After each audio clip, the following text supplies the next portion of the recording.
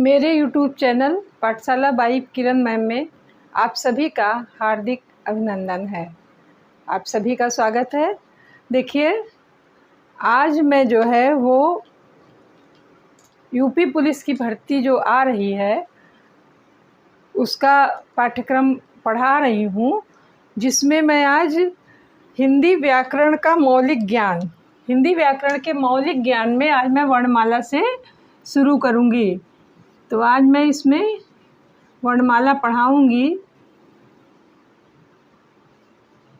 हिंदी व्याकरण का मौलिक ज्ञान।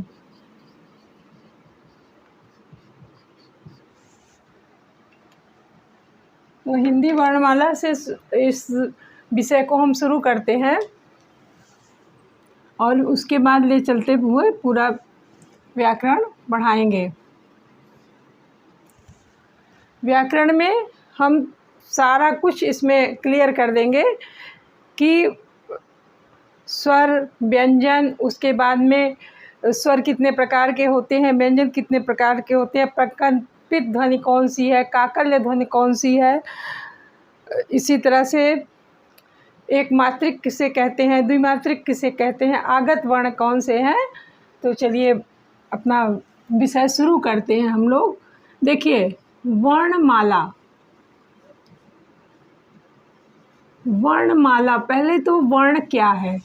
वर्ण क्या है?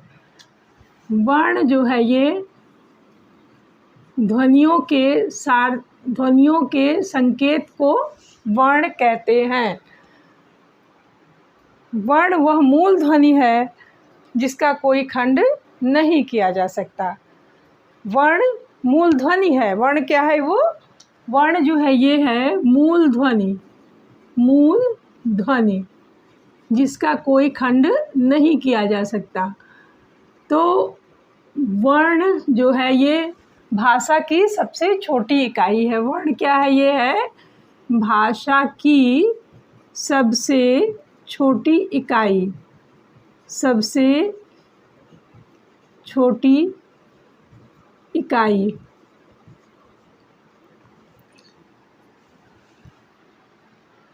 वर्ण मूल ध्वनि है भाषा की और भाषा की सबसे छोटी इकाई है। पहले वर्ण ही पढ़ते हैं, वर्ण से फिर शब्द बनते हैं, शब्द से फिर वाक्य बनते हैं। इस तरह से आगे क्रम में बढ़ते हुए फिर हिंदी साहित्य की रचना हो गई है। तो अब जो है वर्णमाला क्या है? वर्ण के बाद आता है वर्णमाला। तो वर्णमाला जो है ये है वर्णों का व्यवस्थित समूह। वर्णों का व्यवस्थित समूह जो है ये वर्णमाला है। व्यवस्थित समूह जो है ये क्या है? वर्णमाला। अगर इसको हम एक क्रम में नहीं लिखते हैं, क्रमबद्धता नहीं आती है, तो उसे हम वर्णमाला नहीं कहेंगे। देखिए, वर्ण और माला दो शब्दों को मिलाकर बना है। पहला शब्द है वर्ण और दूसरा है माला। वर्ण जो है वो भाषा की सबसे छोटी इकाई है और माला का अर्थ होता है किसी वस्तु को एक लड़ी में पिरो देना, एक साथ सामूहिक व्यवस्थित कर देना।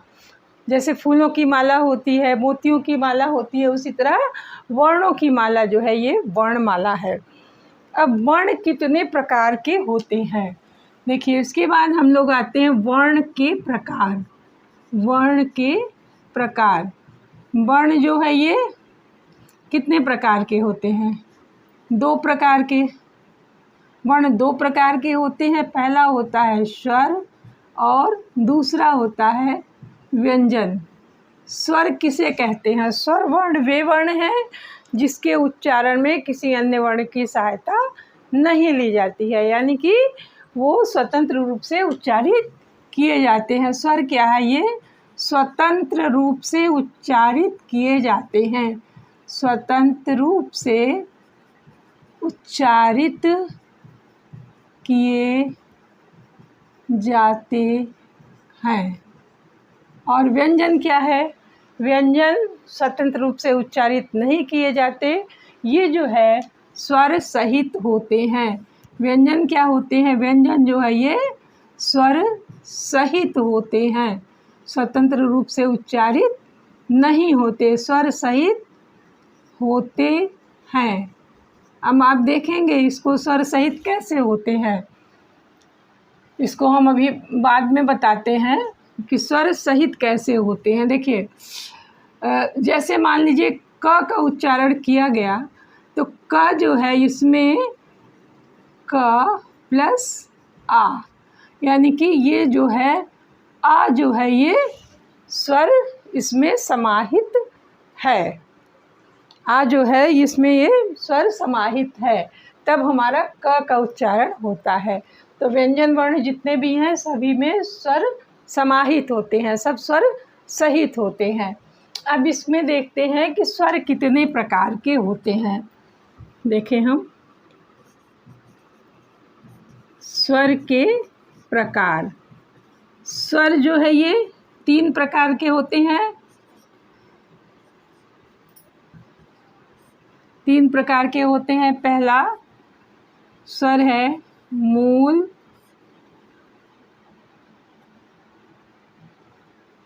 दूसरा है दीर्घ और तीसरा है प्लुत, तीसरा है प्लुत वर्ण। मूल स्वर कौन कौन से होते हैं? मूल स्वर को और क्या कहते हैं? मूल स्वर को कहते हैं एक मात्रिक,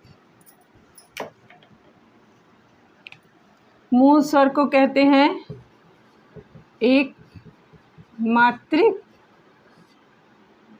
और ह्रस्व स्वर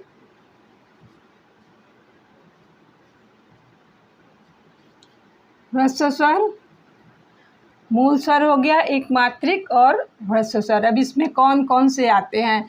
इसमें केवल 4 वर्ण हैं, अ, ई, उ और री। उसके बाद देखें दीर्घ, दीर्घ स्वर कौन कौन से हैं? दीर्घ स्वर इसको द्विमात्रिक भी कहते हैं, दीर्घ को द्विमात्रिक, क्योंकि इसमें इसको बोलने में 2 मात्राओं का समय लगता है, तो दीर्घ को द्विमात्रिक भी कहते हैं। अब इसमें कौन कौन से वर्ण आते हैं? इसमें 7 वर्ण आएंगे, आ,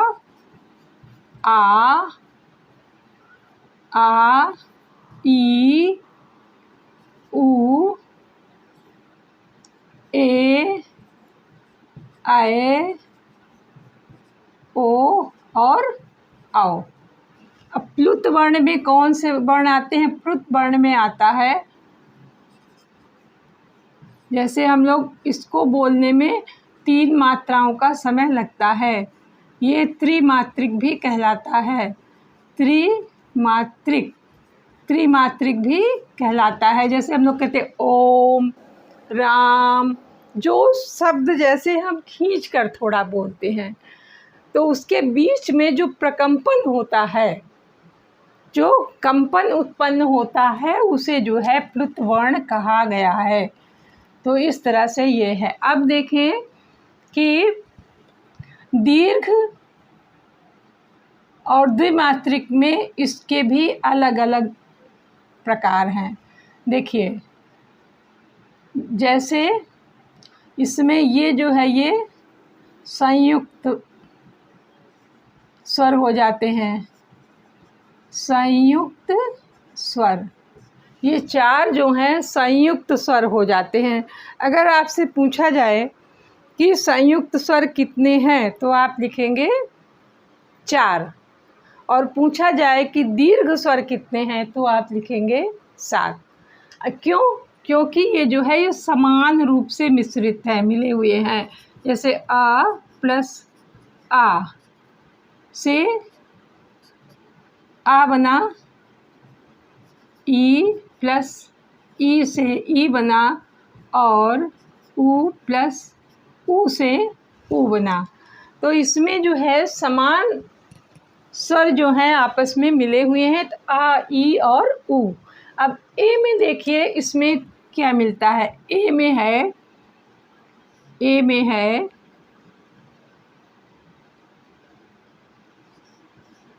ए में है आ प्लस ई, और ए में है आ प्लस ए।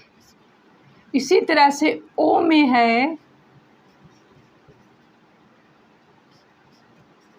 आ प्लस उ। और औ कैसे बनता है? औ में है आ प्लस ओ। तो इस तरह से ये जो है आपके संयुक्त स्वर हो गए। ए, ऐ, ओ, औ ये 4 संयुक्त स्वर हैं। हिंदी भाषा में स्वरों की संख्या जो है वो 11 है। स्वरों की संख्या है ये 11 है। उसके बाद अब देखते हैं हम कि अंक और आहा कहाँ चला गया। तो अंग जो है ये होता है अनुस्वार, और आहा जो होता है ये होता है विसर्ग। इसे विसर्ग कहते हैं। अनुस्वार और विसर्ग, और इन दोनों को जब एक साथ लिखते हैं तो ये अयोगवाह कहलाते हैं। अयोगवाह। अगर दोनों एक साथ हैं तो अयोगवाह कहे जाएंगे, और अगर एक साथ नहीं है तो अंग जो है वो अनुस्वार कहलाता है, आहा जो है ये विसर्ग कहलाता है। तो इस तरह से हम लोगों ने यहाँ पे स्वर वर्णों का विभाजन पढ़ा। इसके अलावा आगत ध्वनियाँ, कुछ आगत ध्वनियाँ हैं। आगत ध्वनियाँ कौन सी हैं? जो विदेशी भाषाओं से हिंदी भाषा में आकर के प्रयोग हो रही हैं, जैसे का है, जा है, खा है और फा है। और ये आगत है।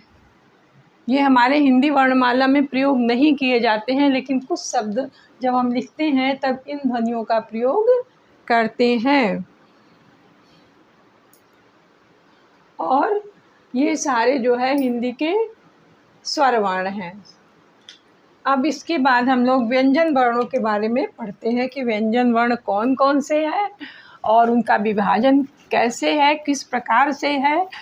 मैं आपसे कहूँगी कि आप पूरा वीडियो ज़रूर देखिएगा। पूरा वीडियो देखेंगे आपको बहुत कुछ उसमें मिलेगा। पूरा आपका एग्ज़ाम वर्णमाला से संबंधित जितने भी क्वेश्चन आएंगे सबको आपको एक ही वीडियो में मिल जाएगा। सारे प्रश्न का उत्तर आपको इसी एक वीडियो के माध्यम से मिल जाएगा।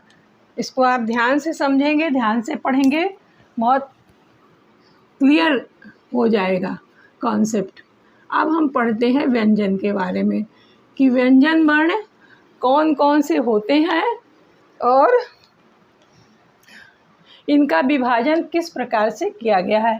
हिंदी भाषा में व्यंजन वर्ण जो है वो 33 बताए गए हैं। देखिए, अब हम देखते हैं व्यंजन वर्ण कौन से हैं। देखिए, का, खा, गा, घा, अंगा, चा, छा, जा, झा, इया, टा, ठा, डा, ढा, अड़ा, ता, था, दा, धा, ना, पा, फा, बा, भा, मा, या, रा, ला, वा, शा, शा, शा, हा, छ, त्र, ज्ञा। हिंदी वर्णमाला में जब हम लिखते हैं तो हम इतने ही वर्णों को लिखते हैं। तो अब इसमें कैसे वर्णों का विभाजन किया गया है इसको हम लोग देखते हैं। देखिए, ये जो है ये क वर्ग कहलाता है, का वर्ग। और ये जो है च वर्ग,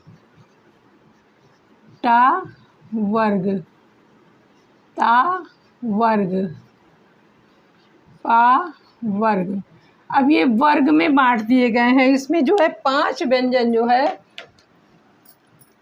5 व्यंजन वर्ण जो है वो एक साथ लिखे गए हैं। अब ये उच्चारण स्थान के आधार पर इनका वर्ण बांटा गया है। वर्ग जो बांटा गया है ये उच्चारण स्थान के आधार पर है। इनका उच्चारण हम करते हैं का वर्ग का कंठ्य और च वर्ग का जो है तालु, टा वर्ग का मूर्धा,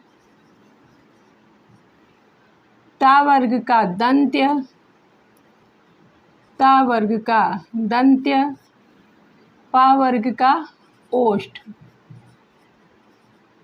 तो ये इनके उच्चारण स्थान भी हैं। देखिए इसी आधार पर इन 25 वर्णों को वर्ग में बांटा गया है। क वर्ग में आता है क ख ग घ अंगा, च वर्ग में च छ ज झ ञ, ट वर्ग में ट ठ ड ढ ड़, ता वर्ग में त थ द ध न, पा वर्ग में प फ ब भ म। इन्हें जो है पंचवर्गीय व्यंजन भी कहते हैं। इन्हें और क्या कहते हैं? पंचवर्गीय व्यंजन। पंचवर्गीय व्यंजन। और क्या कहते हैं? स्पर्शी, स्पर्श व्यंजन, स्पर्श व्यंजन भी कहते हैं। अब या रा ला व जो है ये अंतस्थ वर्ण है। ये जो है ये अंतस्थ व्यंजन है। श स स हा ये जो है ऊष्म और संघर्षी अगर संघर्षी वर्ण पूछे जाएं कि संघर्षी व्यंजन कौन कौन से हैं, तो संघर्षी व्यंजन में श स स हा स और हा आएगा। ये जो है संघर्षी व्यंजन है। या कई व्यंजन वर्ण दे दिए जाएं अलग अलग, जैसे त प रा दे दिया गया और हा दे दिया गया, कि संघर्षी व्यंजन कौन सा है। तो इसका सही उत्तर हा होगा, क्योंकि स स स हा जो है वो संघर्षी व्यंजन हैं। ऊष्म व्यंजन और संघर्षी व्यंजन इन चारों को कहते हैं। और उसके बाद देखिए क्षत्रज्ञ जो है ये संयुक्त व्यंजन है, संयुक्त व्यंजन हैं। इन्हें जो है ये संयुक्त व्यंजन कहा जाता है। अब इन जो 3 प्रकार के स हैं, अब ये उच्चारण स्थान तो हमने पंचवर्गीय वर्णों का बता दिया। अब उसके बाद और देखिए कि अर्ध स्वर कौन से हैं। अर्ध स्वर में हमारा आता है या और वा, और इनका उच्चारण स्थान क्या है। या का उच्चारण या जो है या और वा जो है ये है अर्ध स्वर। इनको अर्ध स्वर भी कहते हैं। या और वा। या का उच्चारण स्थान है तालव्य। या का उच्चारण स्थान है तालव्य। तालव्य किसका उच्चारण स्थान है? या का और शा का। या का और शा का उच्चारण स्थान तालव्य है। दंत में जो है वो, इसके बाद देखिए मूर्धा। मूर्धा में जो है वो रा आएगा। मूर्धा का उच्चारण स्थान जो है, मूर्धा का उच्चारण स्थान रा है, रा है। और मूर्धन्य शा इसे भी कहते हैं। रा है और शा है। मूर्धा जो है रा और सा का उच्चारण स्थान है। उसके बाद दंत्य। दंत्य जो है वो उच्चारण स्थान है ला का और शा का। ला का और शा का। अब दंतोष्ठ। दंतोष्ठ में आता है वा।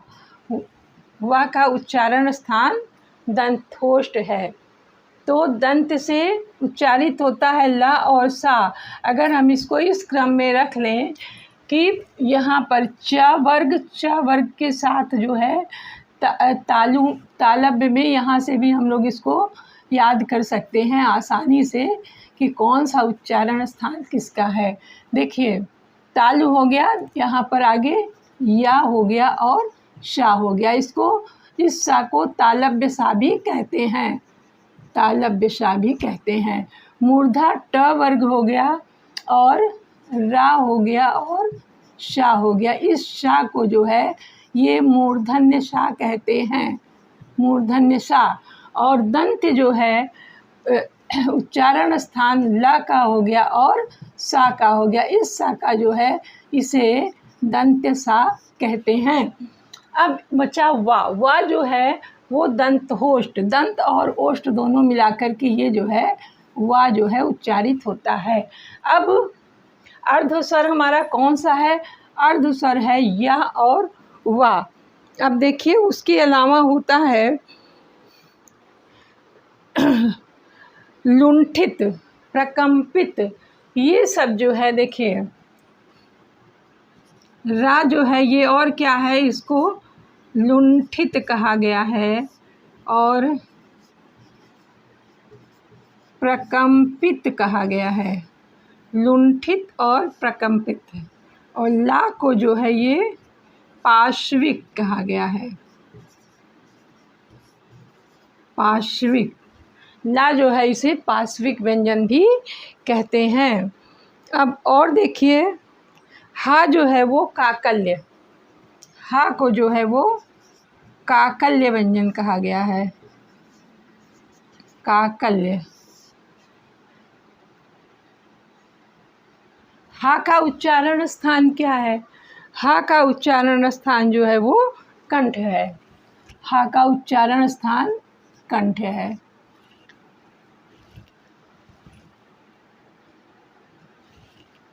हा का उच्चारण स्थान कंठ है। ला जो है लुंठित भी है, प्रकंपित भी है, मूर्धन्य भी है। और ला जो है वो पार्श्विक है और हा जो है इसे काकल्य व्यंजन भी कहते हैं। इसके बाद और देखो कि बतस्र व्यंजन कौन से कहलाते हैं। अब इसमें क्या क्या आएगा? इस व्यंजन में आएगा न, ज, र, ला और सा। न, ज, र, ला और सा।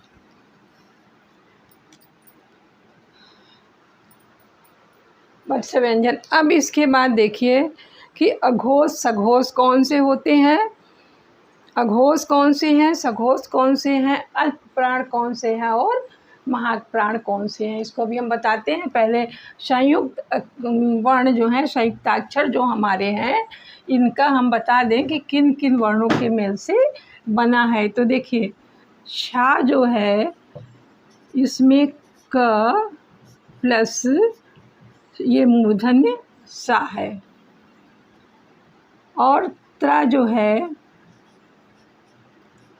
ता प्लस रा। ज्ञा जो है जा प्लस या। इन वर्णों को मिलाकर के इन संयुक्ताक्षरों की रचना हुई है। और एक वर्ण और है जिसे हम हिंदी साहित्य में लिखते हैं, श्रा। श्रा जो है सा और रा को मिलाकर बना है। अब इसके बाद देखिए उत्क्षिप्त व्यंजन और द्विगुणीय व्यंजन कौन से हैं।